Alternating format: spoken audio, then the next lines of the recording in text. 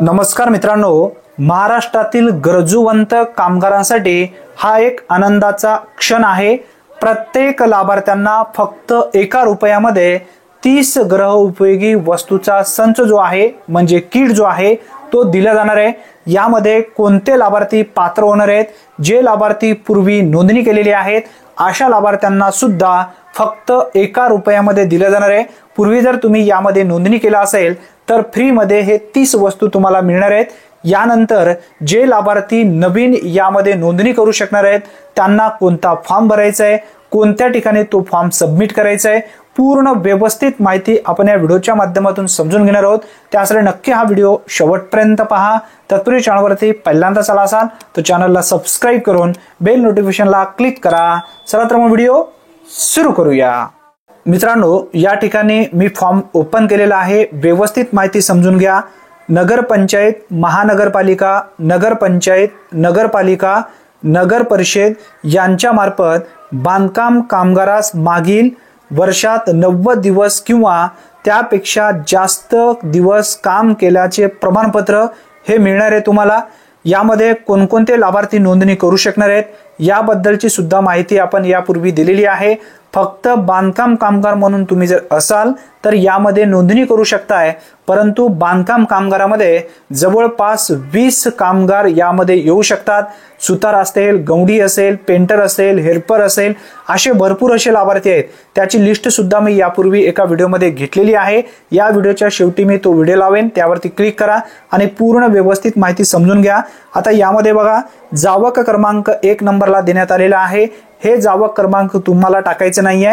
ग्रामपंचायत अंतर्गत तुम्ही जर घेत असाल तर तो जावक क्रमांक ग्रामसेवकामार्फत टाकून देईल। त्यानंतर जावक दिनांक, ज्या दिवशी तुम्हाला प्रमाणपत्र हा मिळणार आहे त्या दिवशीची दिनांक असणार आहे। तुमचा जो फोटो आहे या ठिकाणी लावायचा आहे सध्याच्या काळातला।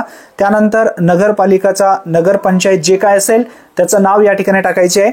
त्यानंतर अधिकाऱ्यांचे नाव, हा प्रमाणपत्र तुम्हाला कोणी दिला त्या अधिकाऱ्यांचं नाव टाकायचं आहे।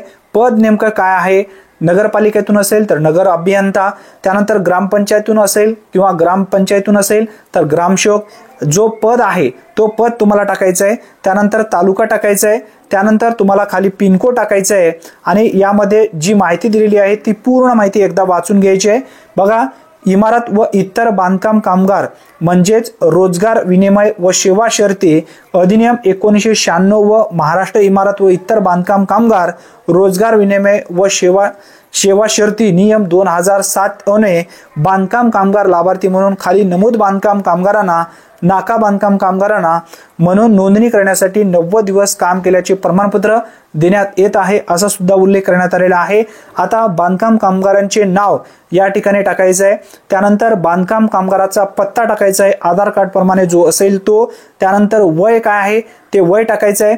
त्यानंतर तुमचं गाव कोणतं आहे आधार कार्ड वरती असेल, तालुका टाकायचा आहे, त्यानंतर जिल्हा टाकायचा आहे, त्यानंतर पिनकोड टाकायचा आहे, त्यानंतर संपर्क क्रमांक टाकायचा आहे म्हणजे तुमचा मोबाईल नंबर या ठिकाणी टाकायचा आहे।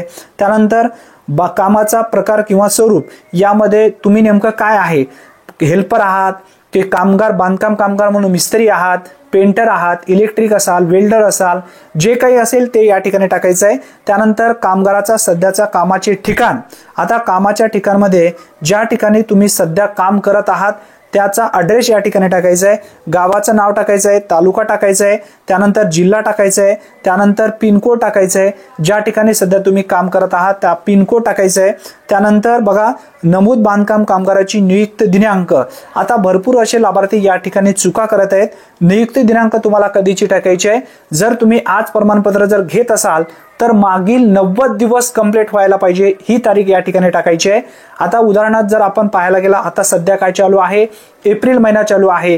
आता एप्रिलला सोडून जर मागे गेलात आम्ही तर फेब्रुवारी पासून तुम्हाला, फेब्रुवारीच्या जवळपास 1 तारखेपासून तुम्हाला प्रमाणपत्र घ्यावं लागेल किंवा मागील 90 दिवसाच्या पूर्वीचा तुम्ही जानेवारी मधला घेऊ शकता, डिसेंबर मधला घेऊ शकता, 2024 मधला, किंवा जे काही 90 दिवस कंप्लीट व्हायला पाहिजे अशी तारीख या ठिकाणी टाकायची आहे, मागील तारीख टाकायची आहे। आता त्यानंतर बघा पुढे, दिवसाचे वेतन तुम्हाला नेमकं किती आहे ते टाकायचं आहे। उदाहरणार्थ तुम्हाला 450 रुपये असेल, 300 रुपये असेल, जे असेल तर ते तुम्हाला या ठिकाणी टाकायचं आहे।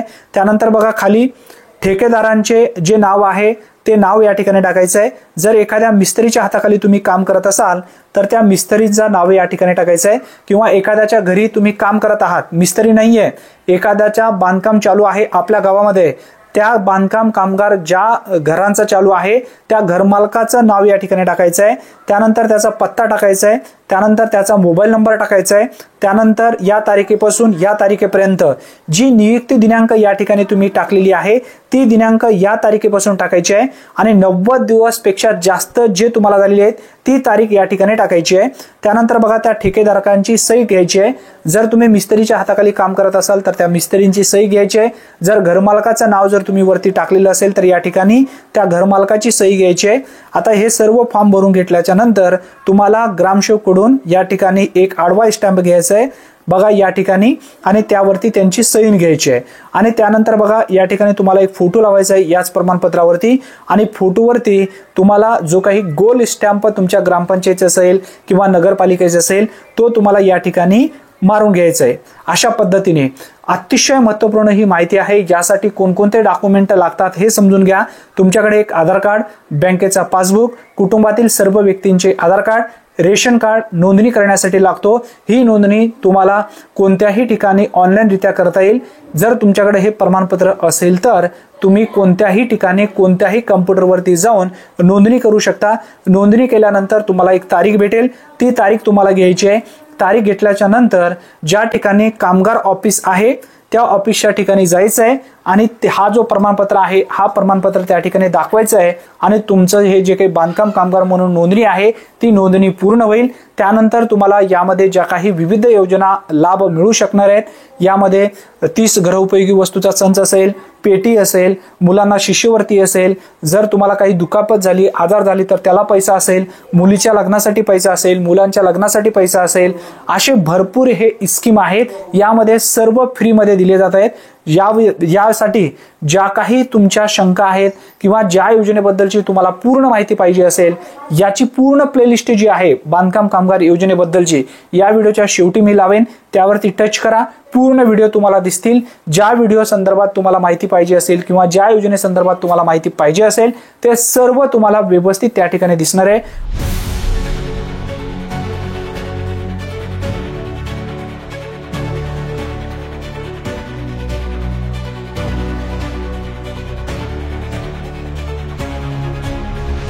अतिशय महत्त्वपूर्ण ही माहिती आहे।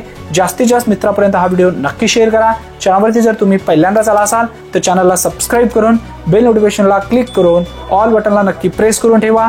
धन्यवाद। पुन्हा भेटूया नवीन व्हिडिओमध्ये नवीन माहितीसह। तोपर्यंत जय हिंद, जय महाराष्ट्र।